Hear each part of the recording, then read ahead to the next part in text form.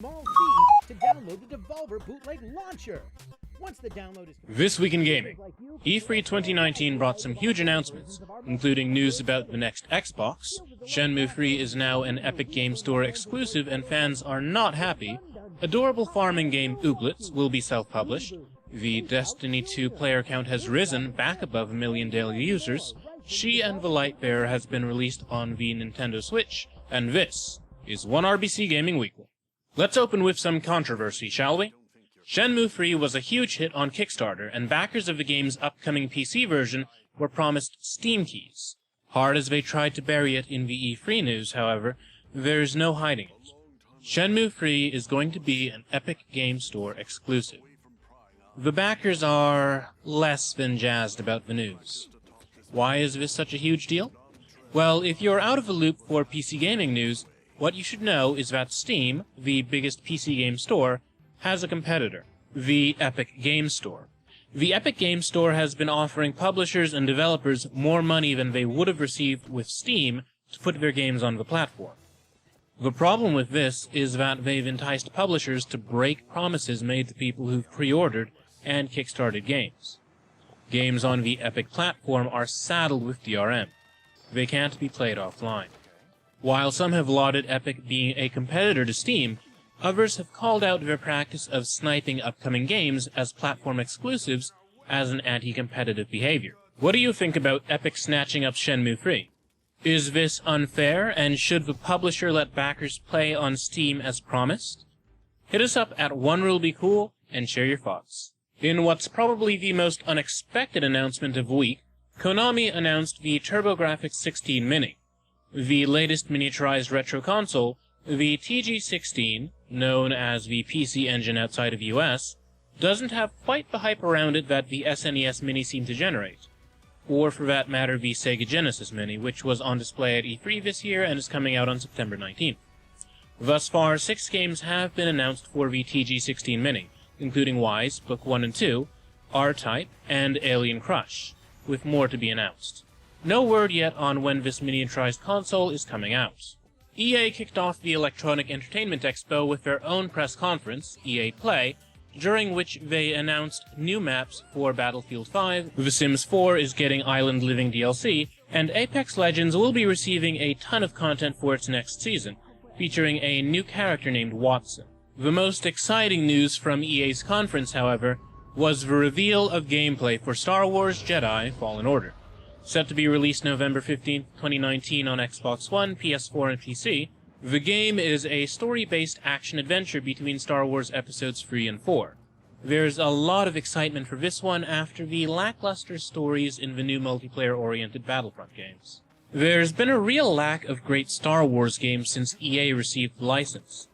Remember their teaser video from years ago where they highlighted all their different studios and what they could be making? Well, EA certainly doesn't seem to. Jedi Fallen Order also features Forrest Whitaker reprising the role of Saw Gerrera from Rogue One. He seems to play a pretty big role in Fallen Order. The response to the gameplay footage has been mixed. While players are excited for the new story, they seemed underwhelmed by the gameplay itself, which I've seen described as slow and clunky. That's not all the Star Wars game news we received at E3, however. Coming out sometime next year is LEGO Star Wars The Skywalker Saga. All 9 main Star Wars movies are being adapted into a single LEGO video game for the Xbox One, PS4, PC, and Switch. Personally, I'm looking forward to this, and I'm curious as to how they'll handle the blue milk scene from The Last Jedi. Sorry I made you remember that. This is the Xbox E3 2019 briefing. Microsoft's conference featured a wide array of games, but nothing got the crowd quite as pumped as the upcoming open-world action game Cyberpunk 2077. Wait.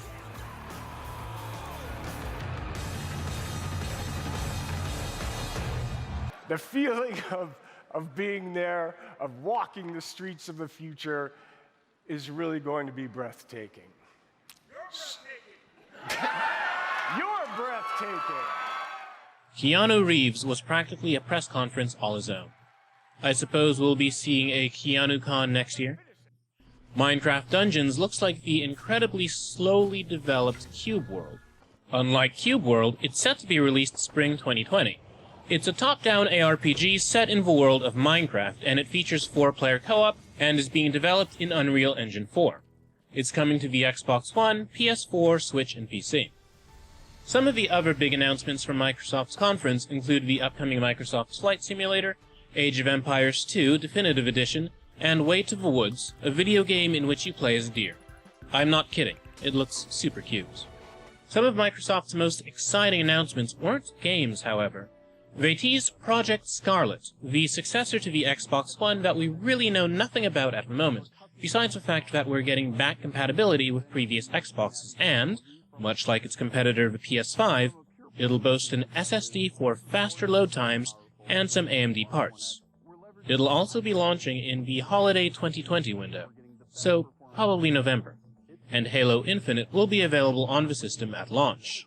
Oh yeah, we also got a new Halo Infinite trailer in which Master Chief wakes up to a whole new disaster. Yay.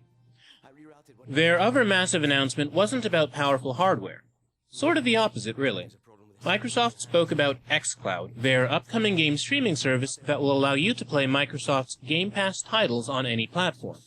PC, mobile, phone, tablet, whatever floats your boat. They're not the first to do game streaming.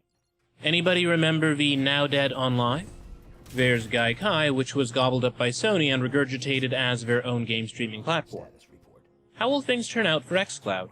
Right now, Microsoft's not the only one tossing their hat into the turbulent cloud gaming space.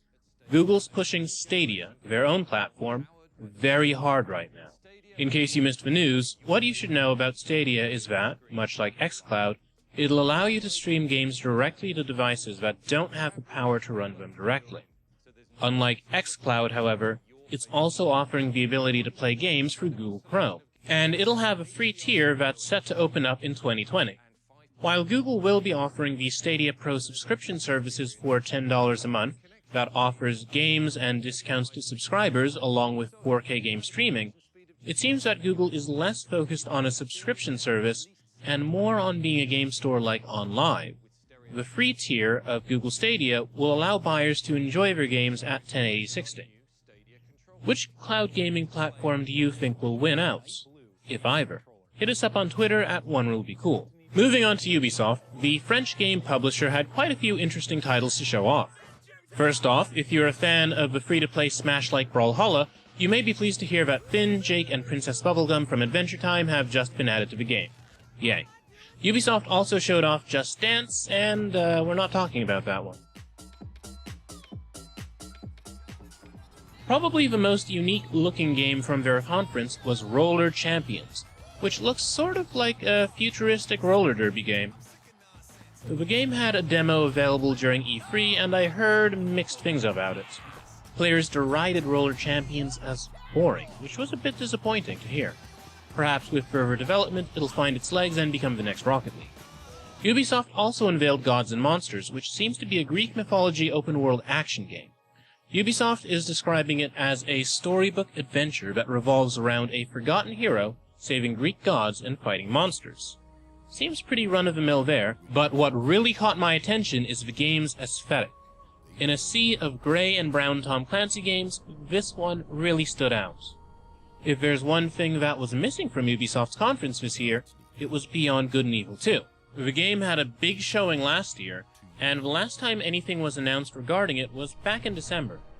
We're probably going to get more news about Beyond Good and Evil 2 later this year.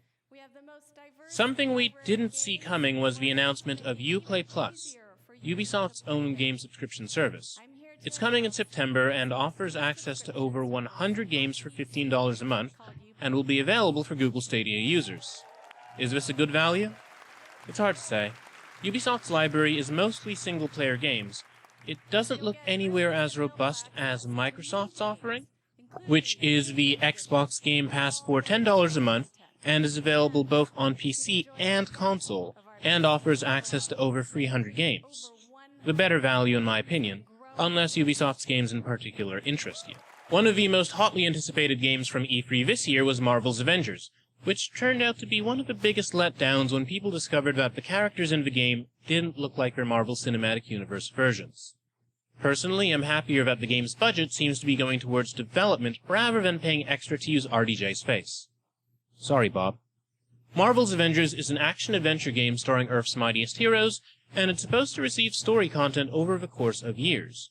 The developers went out of their way to mention that this content will be delivered at no additional cost to those who bought the game, with neither loot boxes nor pay-to-win elements. Personally, I'm looking forward to this one. It reminds me of the Batman Arkham games, albeit with a more upbeat tone. I am curious as to how it'll be profitable in the long run with free updates and no loot boxes. Perhaps in-game cosmetics are the name of the game? Marvel's Avengers is set to be released on May 15th, 2020 on the Xbox One, PlayStation 4, PC, and Google Stadia. After all these years, a classic PS1 JRPG is coming back. That's right, folks. Final Fantasy VIII. Wait, that's the that's one too far, isn't it? Well, not really. Final Fantasy VIII really is getting remastered and is coming to the Xbox One, PS4, and Switch. Its announcement was largely overshadowed by the fresh gameplay footage of the Final Fantasy VII remake, which is a PS4 exclusive that's set to be released March 3rd, 2020, and according to Square, features 2 Blu-ray discs worth of content. If you have capped data, you're going to want to get the physical release of this one. The gameplay showed off a real-time battle against a giant robot scorpion with a system more in line with that of Final Fantasy XV than the original game's turn-based style.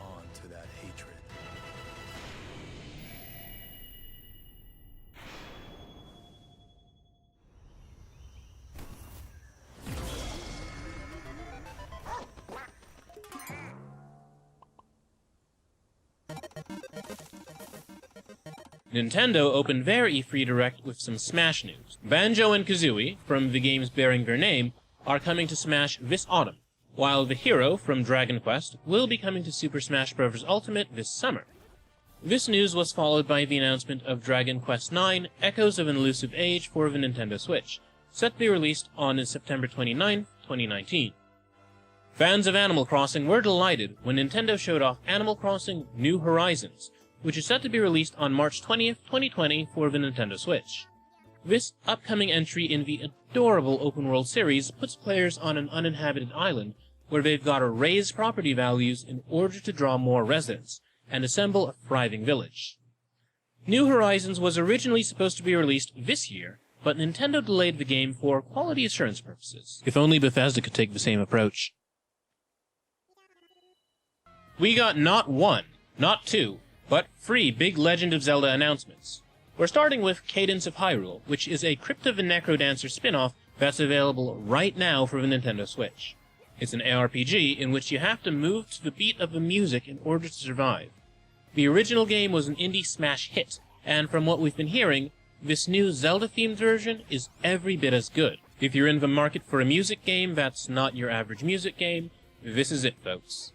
Now, if you're looking for a more traditional Zelda experience, Link's Awakening is getting a remake for the Nintendo Switch, with a new 3D art style. The game was originally released over 25 years ago on the Game Boy and stars Link cast away on a strange island. Link's Awakening is coming to the Switch on September 20th, 2019. Probably the most exciting Legend of Zelda news came at the end of the conference, however, when Nintendo unveiled the as-yet untitled sequel to The Legend of Zelda, Breath of the Wild. We know nothing about it besides the fact that it's in development and looks sorta spooky. And perhaps Zelda plays a bigger role? We hope so. When you think first-person action, you're probably not thinking about pastel colors, 3D platforming, or surreal environments. Well, guess what? Lovely Planet 2, April Skies is out now on Steam, and it brings just that. You run around with a bow and arrow, and rush through beautiful, floating islands. It's one of the more unique FPS out there, and as a big fan of the original, I have to say that thus far I'm loving the sequel. It definitely lives up to its predecessor, and it is unabashedly weird. It's crazy fast-paced, and it's a whole lot of fun. Check out Lovely Planet 2 April Skies if you want something different. Would you look at that? We're out of time. Well, that's not enough to stop us, so here goes. Fire Emblem Three Houses is coming to the Switch on July 26, 2019. Bethesda dug up the grave of Commander Keen and made a game that has nothing to do with its predecessor besides its name. Final Fantasy Crystal Chronicles is coming to mobile, PS4, and Switch. Octopath Traveler got released on Steam, which is great news if you're looking for a JRPG with an incredibly unique art style. The Spyro Reignited trilogy has been confirmed for PC, Pokemon Sword and Shield will only allow players to transfer Pokemon from the Galar Pokédex, and that's it for this week's episode. For all the greatest game news, reviews, previews, and interviews, check out @OneRuleBeCool on Twitter and Instagram. Follow me @Jordan_Cameron for my own views.